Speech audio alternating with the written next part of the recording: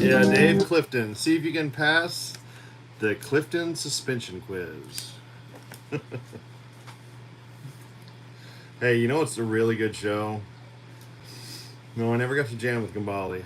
I met him once at the baked potato when I think it was during Nam and to see Holsworth. Everyone was at the and it was like Gambale one night, and the next night was Holsworth. So it was pretty cool. It's like in 2004 or something, 2003, I forget. But if you guys want to see a good show, watch Steve Coogan in Dr. Terrible's House of Horrible. Dr. Terrible's House of Horrible. It's on Amazon Prime. Okay?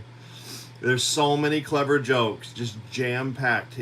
Steve Coogan wrote it with his writing partner Henry Normal, and they just like stuff it full of just innuendo jokes, just cram jam packed with jokes. See, in England, they can't fake it. The audience is too smart. You know, the populace can sniff a rat. You know, they can tell something just much shit. You know, so for the stuff like this, it has to be funny. It just has to be. It has to work.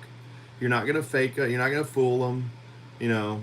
But watch Dr. Terrible's House of Horrible, and each one starts off with Coogan made up in old man makeup. It just must be this creepy old man. I once knew a man in China who could crush a small dog in the palm of his hand.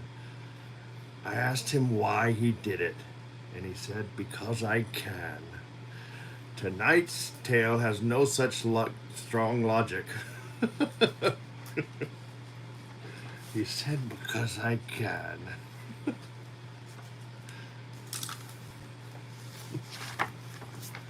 Oh, Coogan is such a legend. Steve Steve Coogan, the Cougs.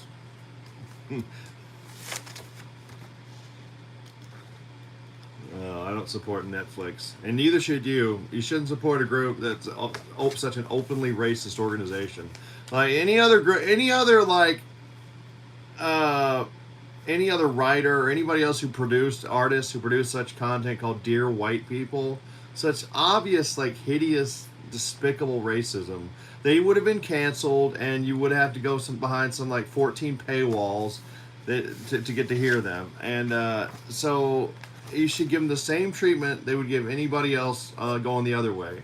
So fuck them, fuck Netflix. I'm never watching them, and I encourage you to not ever watch them again or anything by Disney, because nothing will ever change if you don't say, fuck off, fuck you.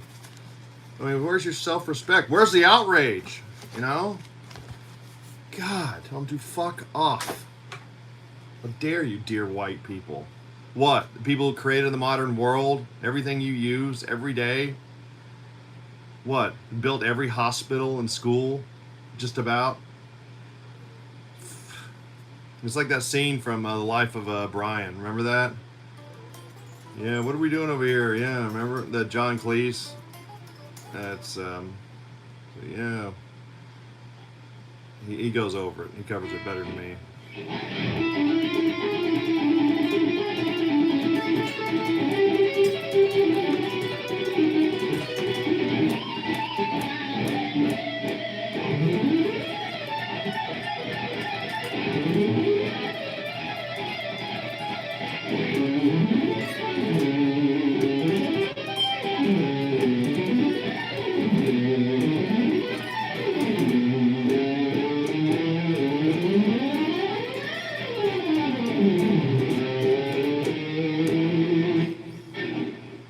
Yeah, remember that? Yeah, that's from Play With Me.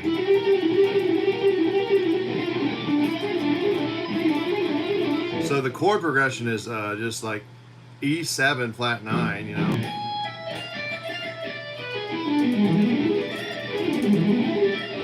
Then to A.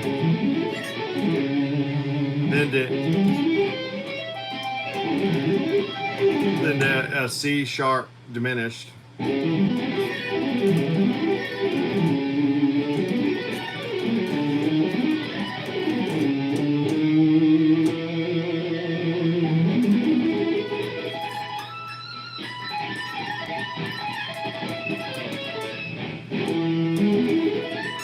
That'd be a cool.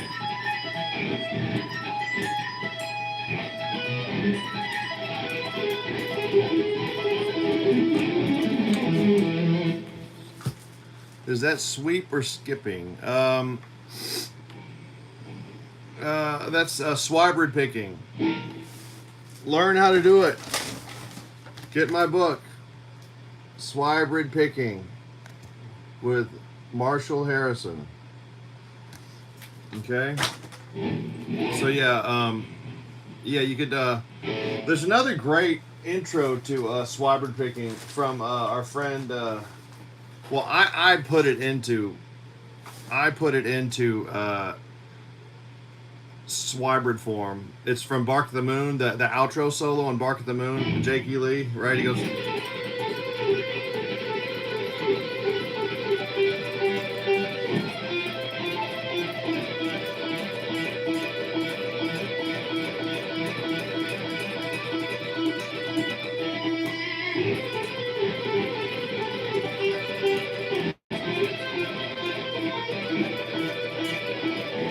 Right? Yeah, it's pretty cool. See, and he explains it. What he's doing there, he's doing a contrary motion. See, Jake E. Lee, I mean, didn't go to music school apparently, so he doesn't know like what he's doing there. But the name for that is, he said, I wanted to take this note cluster and then kind of expand it, make the higher note go higher, the lower note go lower. And it's kind of expand it out, and not like and keep the center the same, right? So he's going like.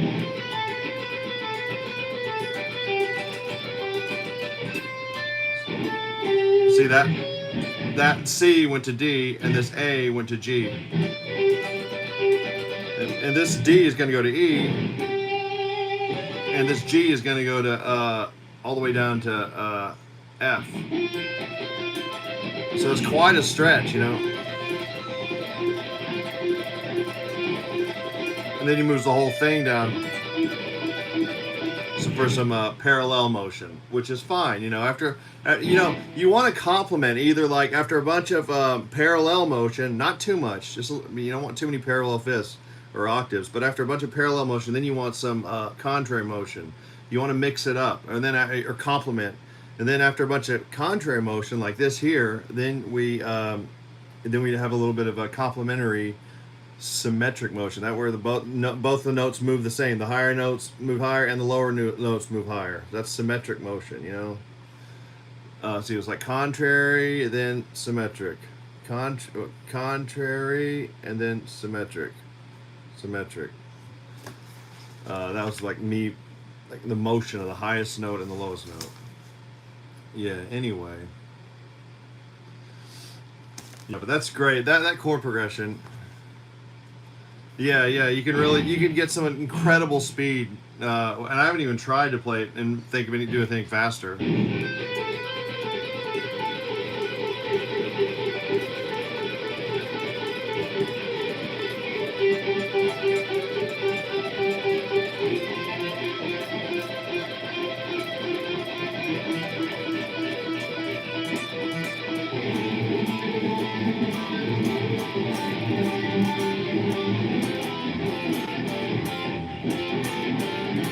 He does a really weird chord there.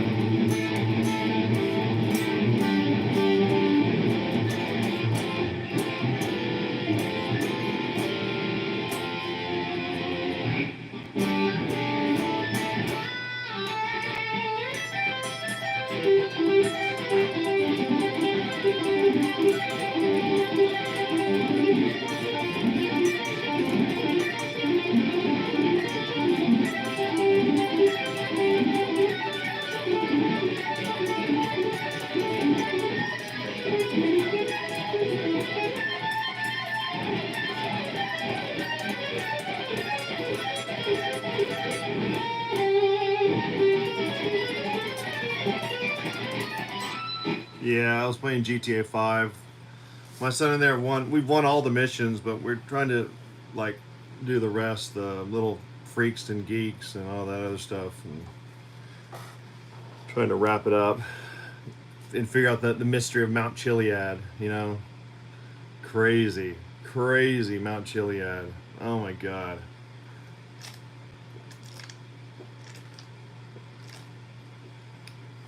Those last two pictures look like George Lynch licks and Barkley. Yeah, and normally, you know, see George Lynch would do something like wide like that, but Jakey Lee is used to doing stuff like this with his thumb, you know. So it's no big deal to Jakey Lee. I mean, he does crazy.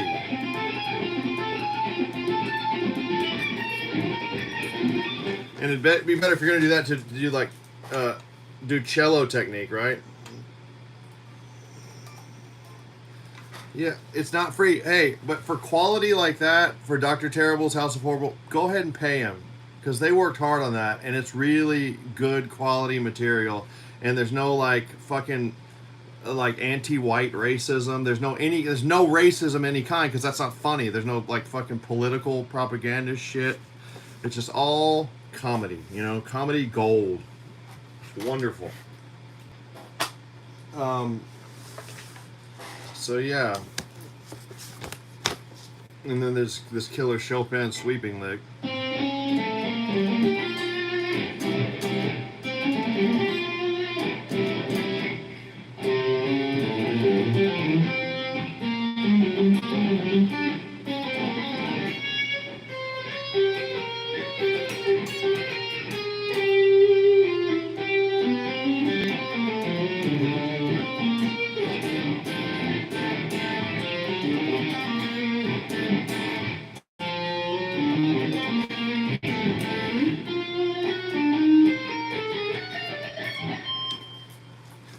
Did Sean Lane do crazy stretch like that? No, Sean Lane never stretched like this. That's like a whole, it's like a whole octave. But Sean Lane did go like, he would do something like this from like Esperanto. He went.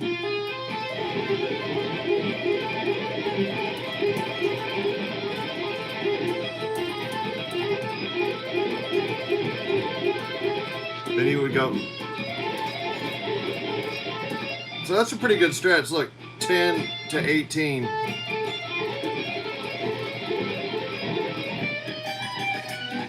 And then I like to move that in octaves. I would go like.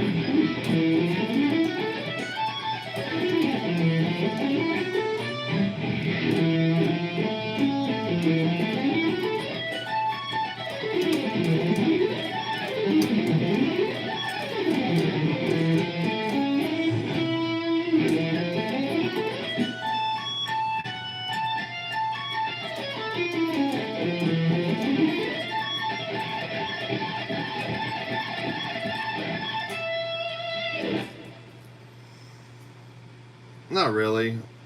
I think for a man who's 6'3", I have an average size hands, I'd say.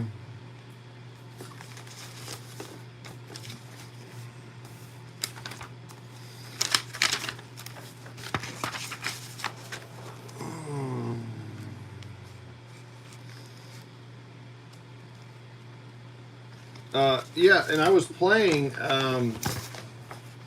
for you guys on Instagram and Facebook. I uploaded the solo to.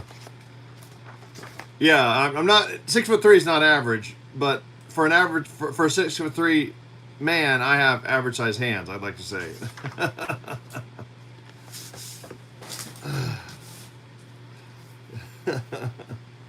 Yeah.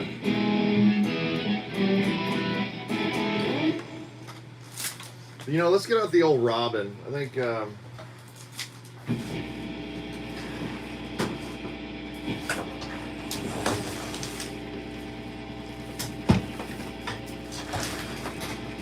Actually, let's get the old.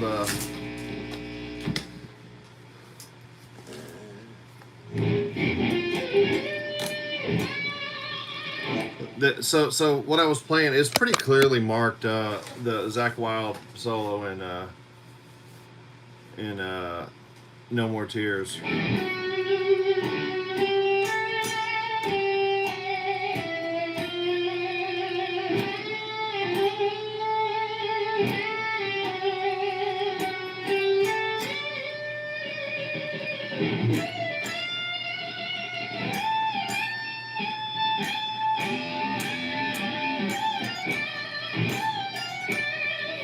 The old Kramers are cool. I used to love the old Kramers. But yeah, see how you got to hit both strings. You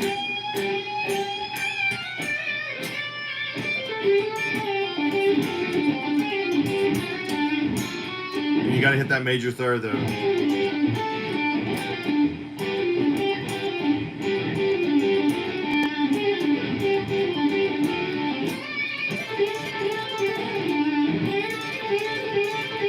And I like to move I like to do a Swiber there because it gets more definition.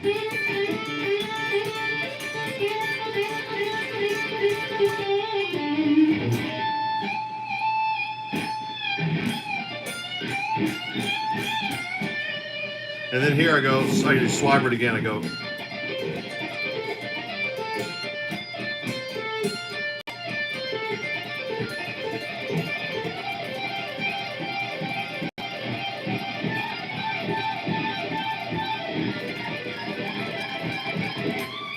And that's like pentatonic.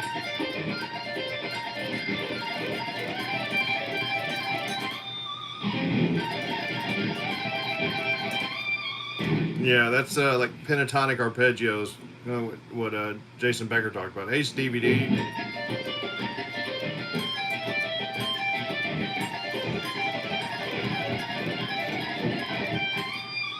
Or you could do like.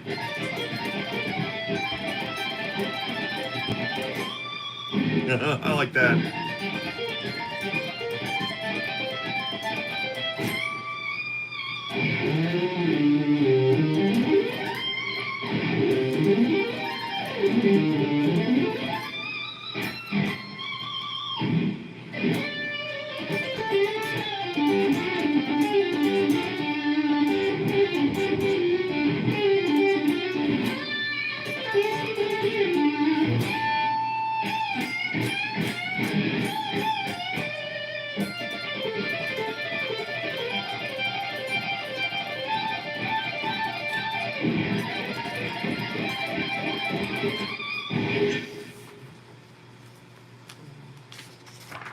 Yeah, I'm not too familiar with Zach's Black Label Society work. Um, I need to check it out. I got this. I got the Zach Wild anthology. I'm gonna transcribe more of that.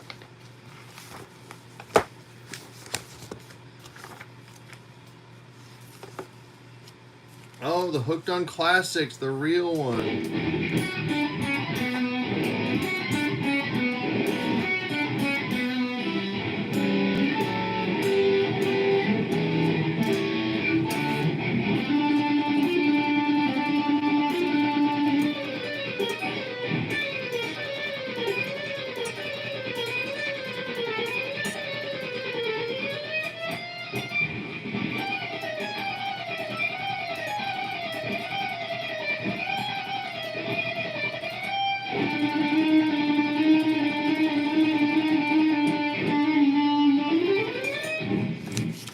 That's so good.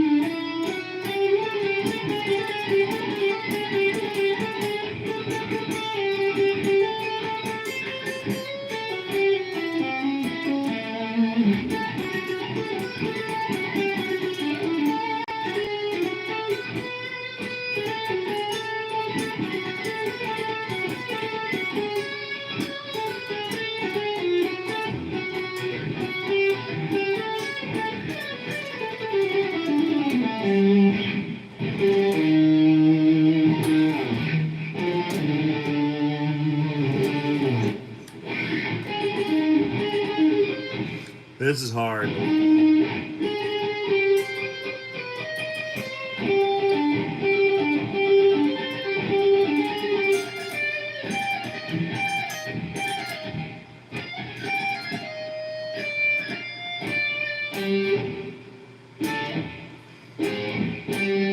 No, I haven't played this in so long.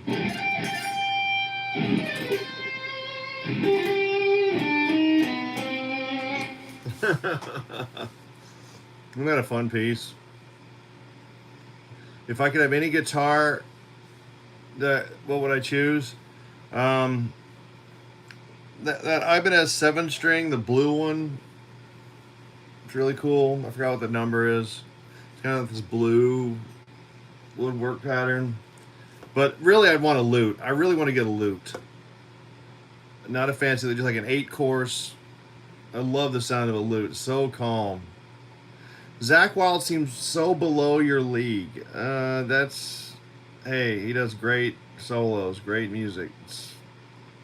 That's all that matters. Yeah, hey Seth, about that Hallsworth lick on Rakuka, I would check it out if you can find the video link. Send me the link. I'll check it out. He's playing classical on that weird violin Ibanez guitar. Yeah, yeah. And he's wearing that stupid tie. He looks like a clown, like literally a clown, like some a clown wear, except he doesn't have the white face. Yeah, I thought that was like disrespectful. I thought it was just a shitty way to treat such great music. Do you have many licks that you love to play so much, but try not to always play them? Yeah, yeah, I do. It's a lot of the classical ones. But and I really just go ahead and play whatever I want to play. I mean, I just.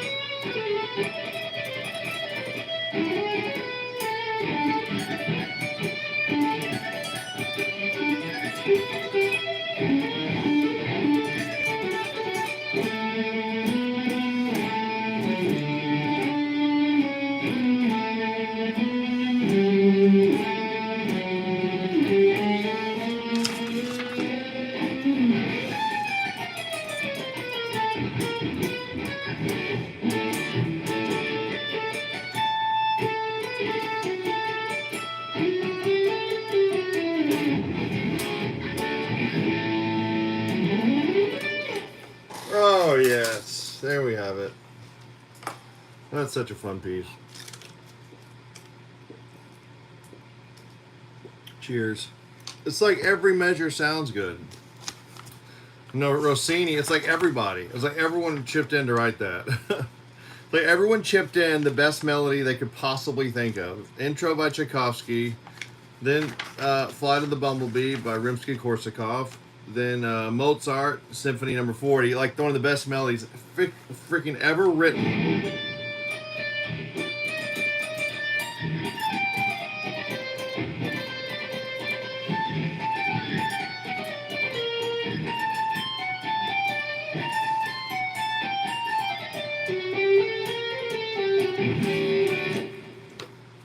That's so good. That is so good. Hey, Sounding Six, thank you for the super chats so much. Yeah, I'll try and play some Chris Poland. He wants to hear Chris Poland licks. Someone needs to transcribe the whole Chris Poland oeuvre. Return to Metalopolis would be a great start. And then he goes here and he goes into the...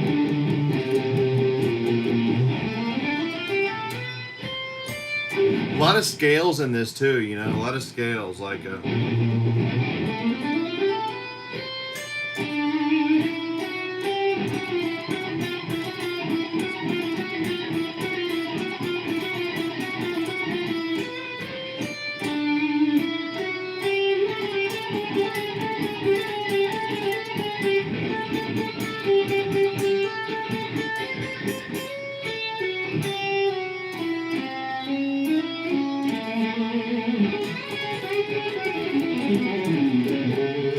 any reason you play Ibanez. I see so many players shred on them. I just fell in love with the RG 550 Desert Sun Yellow. I thought that was the coolest like object, much less a musical instrument, much less, you know, shred, Steve Vai. I don't care anything about that. I just thought the thing looked amazing. It's the neatest looking object I'd ever seen at that point. And my dad wouldn't get me one. He said they were too expensive. They're like $1,000. But he got me a EX like 320, like one of the cheaper ones, the school bus yellow. I got school bus yellow when I wanted the 550 right here, right there. So eventually I got one that plays well. They played like shit for so long. They were crap. They really were just dog shit. You could do it. You could try anything you wanted. Put EMGs in. I had one with EMGs in it. I had one up into 2007. They were shit. I bought one the 25th anniversary model or something, or 30th or 20th anniversary model. It was crap. It didn't play right. They finally figured it out with the Genesis line. They figured out how to make this guitar that had looked great for so long, how to build it right and make it playable. Not only playable, like highly, highly playable. But there's so many good licks here. Let's do the a Nuno solo, right? Yeah, the Genesis. I mean, this is the Genesis right here, 565. You know what? I'm gonna switch to. I'm gonna switch back to the 550. I really like how that's playing.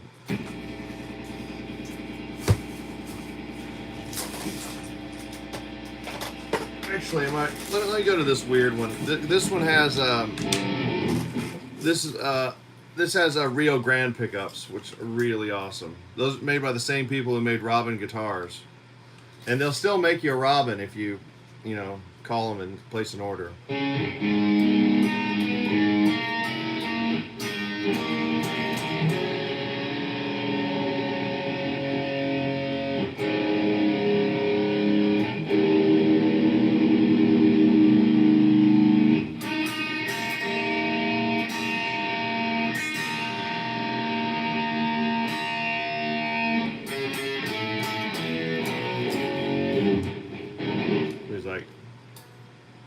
Yes, they will.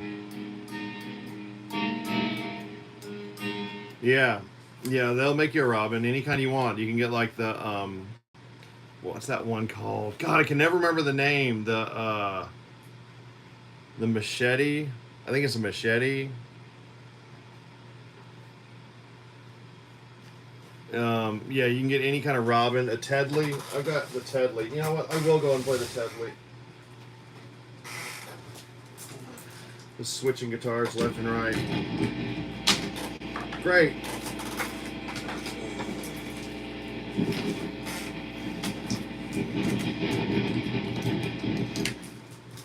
Yeah, this guitar, this Robin is just absolutely killer. And this has Rio Grandes in it too.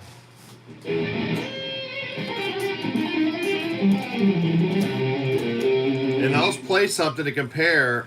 Yeah, it's got the reverse. And look at this. Look at that. Look at that neck. It's beautiful. Let's compare it to the other solos.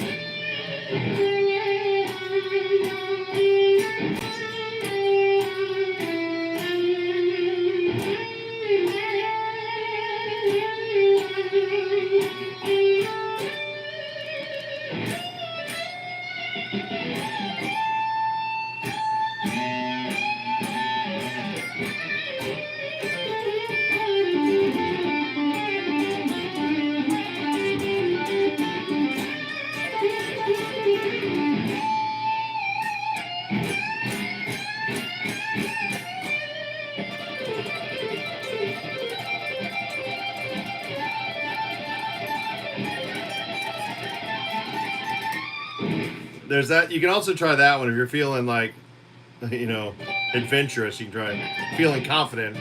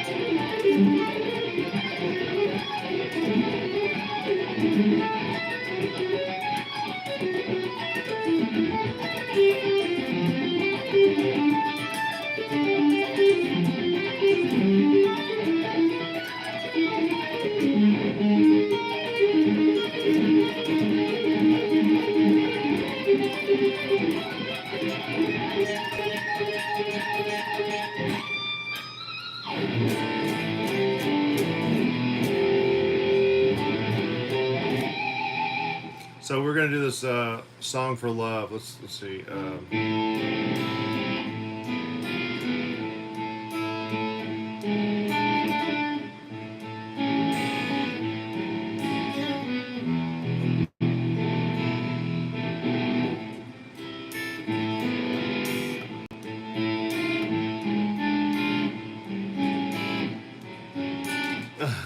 that's great.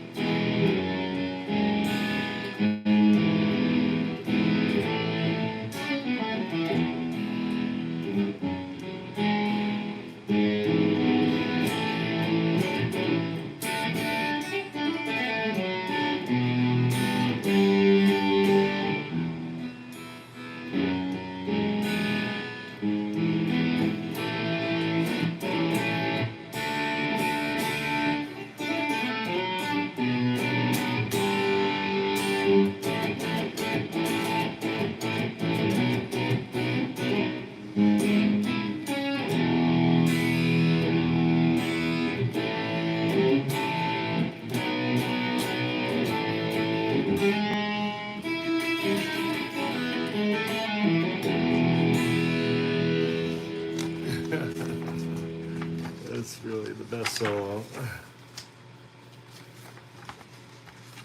Yeah, let me get warmed up, James. Then we'll try Tender Surrender.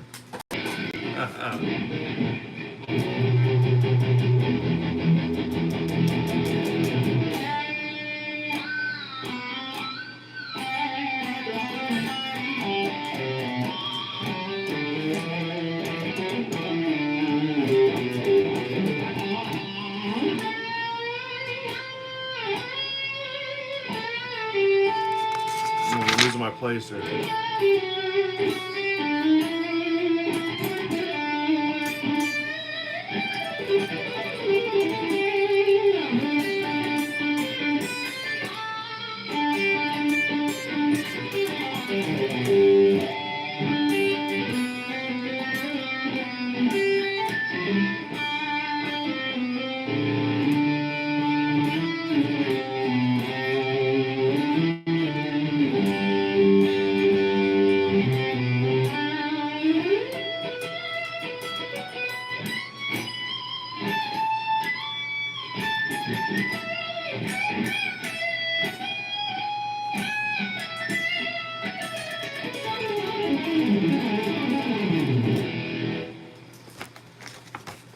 God, so many good riffs, you know.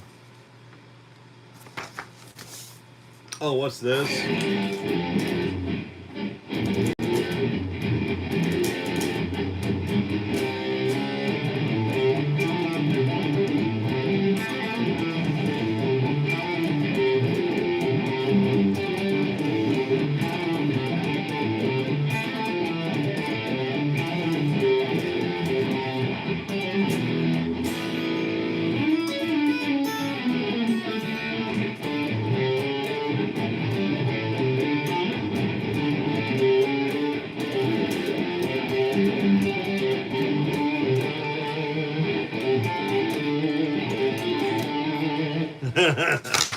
That's great.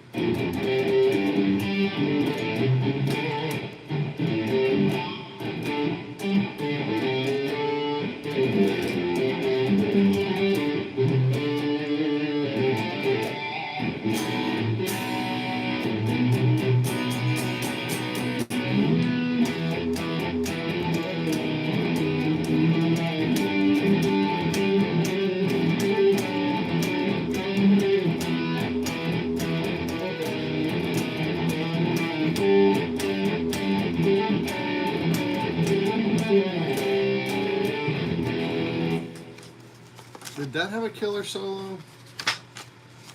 Oh yeah, yeah. That's very classical. Very classical.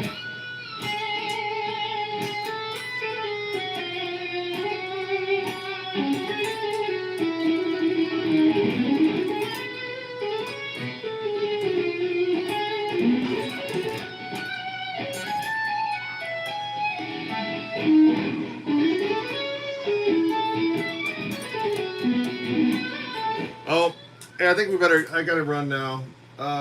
We'll talk to you later.